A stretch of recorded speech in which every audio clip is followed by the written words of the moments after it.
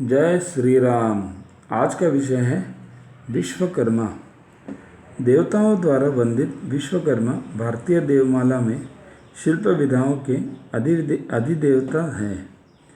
सभी शिल्पी और श्रमिक अपने कार्य की उन्नति के लिए उनकी आराधना करते हैं। ऋग्वेद में विश्वकर्मा सूक्त की 14 ऋचाएँ हैं। किसी भी निर्माण कार्य में विश्वकर्मा सूक्त का पढ़ा जाना अनिवार्य माना जाता है।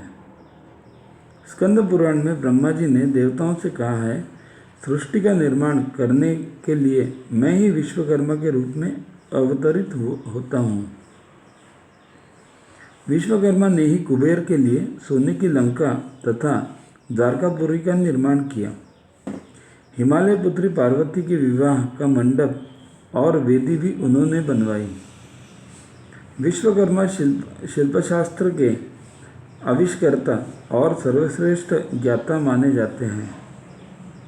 देवताओं के विमानों की भी रचना की। देवताओं के कहने से विश्वकर्मा ने 2 धनुष बनाए। इमे द्वे धनुषो श्रेष्ठे द्विये लोकाभिपूजिते दृढ़े बलवती मुख्ये सुकृते विश्वकर्मणा, जिसमें से एक भगवान शंकर को दिया, जिसे त्रिपुरासुर का वध किया। बाद में भगवान शिव ने वही धनुष्य देवरातस्य राजर्षि दंदो विदेह देश के राजर्षि देवरात के हाथों में दे दिया। इसी धनुष्य को श्री राम ने चढ़ाकर सीता से विवाह किया। दूसरा धनुष्य देवताओं ने भगवान विष्णु को दे दिया, जो महर्षि ऋचिक और जमदग्नि के द्वारा परशुराम जी के पास आया, जिसे सीता विवाह के पश्चात भगवान श्री राम ने अपने हाथों चढ़ा संदेह भंग किया। विश्वकर्मा जी की 4 पुत्रियों के साथ विश्वरूप पुत्र भी था। संज्ञा नाम की पुत्री का विवाह भगवान सूर्य के साथ हुआ, जिससे यम, यमी और मनु पैदा हुए। संज्ञा द्वारा पति का तेज न सहन कर पाने से विश्वकर्मा ने सूर्य तेज के अंश को काटकर विष्णु का सुदर्शन चक्र, शंकर का त्रिशूल, कुबेर का विमान और कार्तिकेय की शक्ति बनाई। विश्वकर्मा का दूसरा नाम त्वष्टा भी है। बृहस्पति के रुष्ट हो जाने पर इंद्र ने त्वष्टा के पुत्र विश्वरूप को अपना पुरोहित बनाया। एक बार यज्ञ में दैत्यों को भी आहुति देने से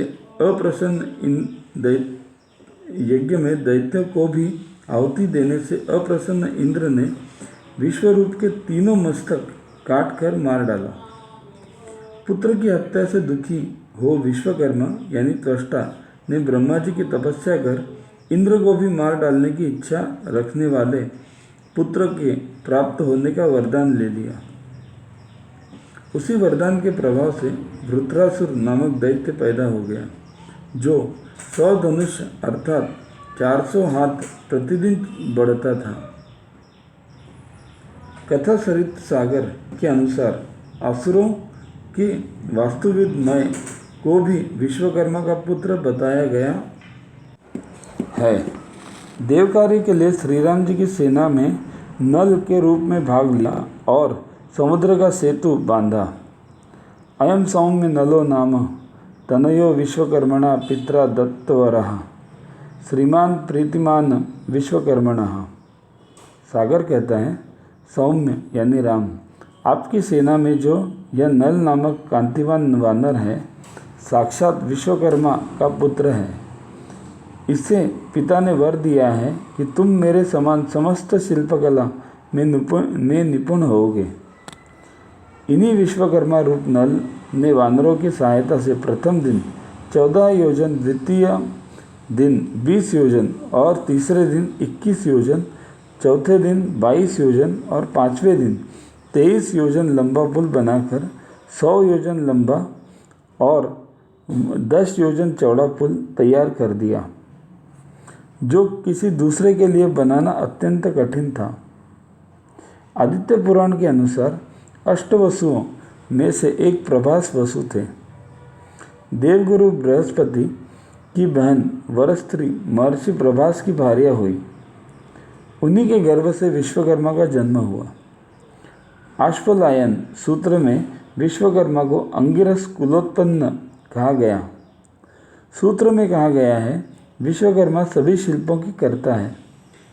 कोई भी शिल्पकार लकड़ी आदि पदार्थों से जब किसी भी चीज़ की रचना कर रहा होता है तो वास्तव में वह विश्वकर्मा की पूजा कर रहा होता है।